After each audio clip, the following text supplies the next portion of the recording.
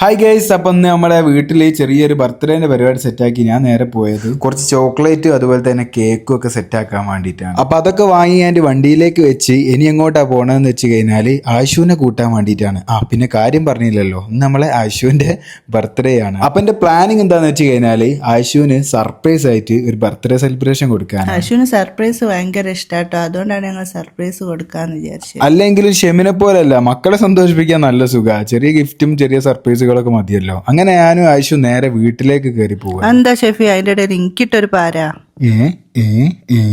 ആയിഷു വരെ തന്നെ ഞാൻ എന്തെങ്കിലും ഒരു വെള്ളമൊക്കെ കുടിക്കാൻ കൊടുക്കാണ്ടിട്ടോ, എന്നിട്ടേ പിന്നെ വേറുള്ള കാര്യങ്ങളൊക്കെ സംസാരിക്കുള്ളൂ. അതുപോലെ തന്നെ എന്തോ ഞാൻ ഫസ്റ്റ് തന്നെ വെള്ളമൊക്കെ കൊടുത്ത്. അപ്പൊ ഞങ്ങൾ പ്ലാനിങ് എന്താ ചെയ്യുന്നത്, വെള്ളം കുടിച്ചിട്ട് ആയിഷുവിനെ ആയിട്ട് ഷെമി ഉള്ളിലേക്ക് വരിക. അപ്പൊ ഞാനൊക്കെ സെറ്റായി ഉള്ളിൽ നിൽക്കണ്ടാവും. ഓക്കെ,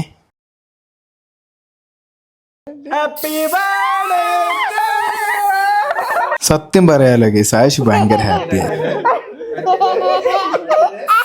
അല്ലെങ്കിൽ നമ്മൾ നേരത്തെ പറഞ്ഞ സത്യം തന്നെ, മക്കൾക്ക് ചെറിയ ചെറിയ സർപ്രൈസുകളും ചെറിയ ചെറിയ ഗിഫ്റ്റുകളും മതി, ഓല് ഹാപ്പിയാണ്. അങ്ങനെ കേക്കൊക്കെ കട്ട് ചെയ്ത് കേക്ക് കഴിച്ച് കുറെ ചോക്ലേറ്റ് കഴിച്ച് അങ്ങനെ ആയിഷു ഹാപ്പി, ഞങ്ങളും ഹാപ്പി.